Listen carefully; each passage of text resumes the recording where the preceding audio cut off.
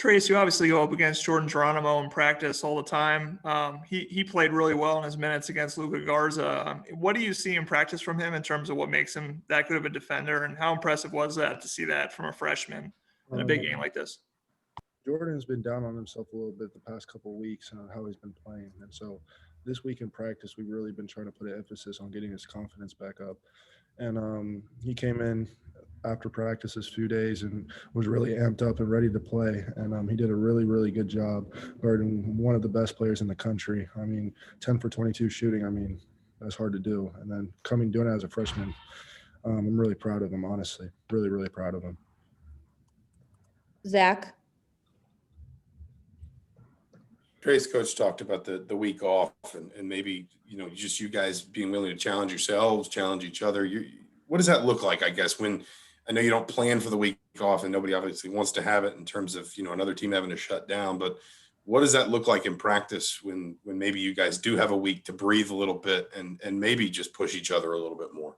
I think that the week off really, really helped us. In some cases, it really hurt some teams not being able to play and get games in and be able to keep going and keep getting that rhythm. But with us, it was more of a reset. And coming off the loss to Purdue, we were kind of a lost team. And so just getting our legs back under us, I think our defensive intensity was raised in practice, and coach was not allowing slippage in practice as well. So I thought that really transferred over to the game this last week of practice. Last question for Trayce. Tom? Trayce, from a mental standpoint, is especially as much as you guys struggled a week ago and how you guys have struggled to try to finish games. I mean, even today you guys were behind for 30 minutes.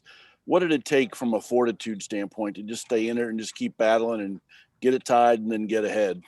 It's really just you can't ever give up.